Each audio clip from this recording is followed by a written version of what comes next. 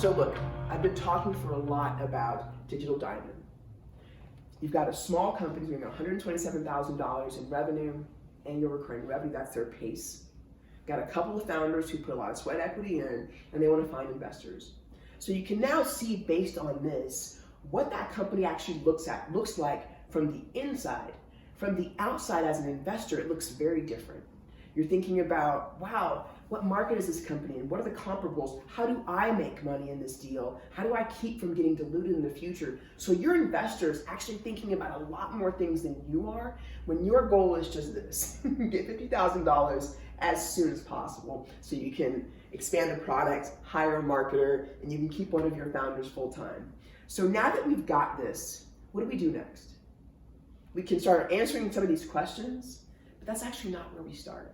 Where we start is we come up with a vision for the business. We come up with a market opportunity for this business. We don't just talk about the Digital Diamond that has the $50,000. We actually sit in a coffee shop and we go, what if the whole industry around web design changed? And what if everyone wanted an AI intelligent plugin and template that integrated with any system? And so you start imagining. You go talk to customers, you go talk to corporations, you find out information. You go to the BLS, you go to IDC, you go to all these different analyst firms, and you start to go, wow, there are a lot of small businesses who could use this. WordPress is growing like crazy. I'm on their platform. How could I take this company to the next level? And so you imagine a large vision for your company. Now that large vision is where you start these conversations. And so you size that vision into something called a TAM, a SAM, and a SOM. A total available market is a TAM, and a TAM is essentially the total possible crazy, oh my God, these number of people buying this much of my stuff is $1 quadrillion. So that's what a TAM is, and that is aspirational. It tends to be like 2, 5, or 10 years out. A SAM is a service available market. That means essentially it's a market that within a reasonable amount of time, with a reasonable amount of money, I can go after. So you can service this market. That tends to be about 1/10 of. So again, we're going from this big to now this big. And we're gonna talk about something that I love, which is called SOM. It is, if I didn't do anything with my product and I just use the available resources, how many customers could I acquire? And that number tends to sound small, but it's exciting to investors because investors start to think about, wow, with very little resources or no additional capital after I put my money in, we could take the SOM and turn it into a profitable business. Because what you don't want to talk about at this phase is that you're going to be $1 billion company and it's going to go all the way through the roof and you're going to hit a home run.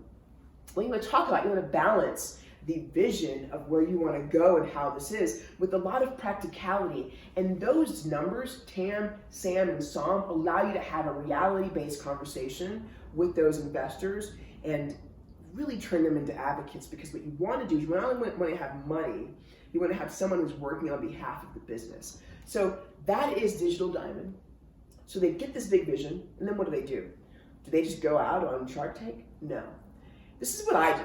So when I raise money, my strategy is to actually start to just have conversations with really smart people before I need the money. So a lot of us start raising money when it's desperate or when we need it. And that's the worst time to raise money. Friends, don't raise it when you need it. You need to be building those relationships because look, your investors, they might invest in your company and they might be working with you for 7 to 10 years. And so you want to establish rapport, relationship, get to know them because you're making a decision too. This is a marriage, y'all. You want to really be understanding what matters to those people. And so the whole idea is that you're out having conversations and pre-pitching your business to get insight at least 6 months before you actually are going to start raising money. So I remember I was going out to raise a $7 million round, a venture round. And we needed the money in March of a future year. I started raising money and having conversations in August. The conversations looked very different. I had 3 PowerPoint presentations and they were all, printed out, and I would be like, here's what I'm thinking, more whiteboard conversations. Investors would say, and they gave me one piece of advice. Guys, have a drink of water. pull out your notebooks and write this one thing down. When you raise money before you need it, you learn one thing that you're never going to get anywhere else. What the business has to look like in order for them to invest.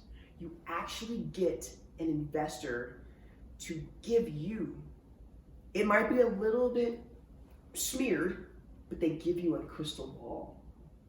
They tell you, if I'm going to put money in this a company like this, you never say, give me money. Those early conversations are friendly. You bring cookies and coffee to those meetings. You don't ask for anything other than just a little bit of time. And I would say half an hour meeting, I just want to meet you, I want to run some ideas by you, and you say, okay, here's my concept, here's what we're working on.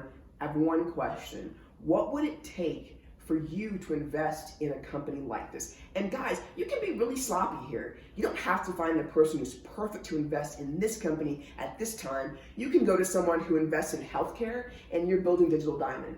You're just trying to understand from a smart person who sees hundreds of deals, what does it have to look like in order for them to invest, not the 50,000, but the 5 million if you're going to raise later.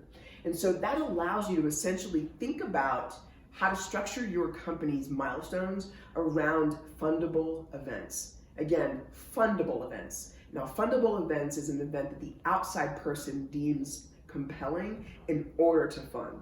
So that's important. Never raise money when you need it. Always start well before. Again, guys, it doesn't matter what you're running. If you raise $10 million from your smart uncle, do the same thing.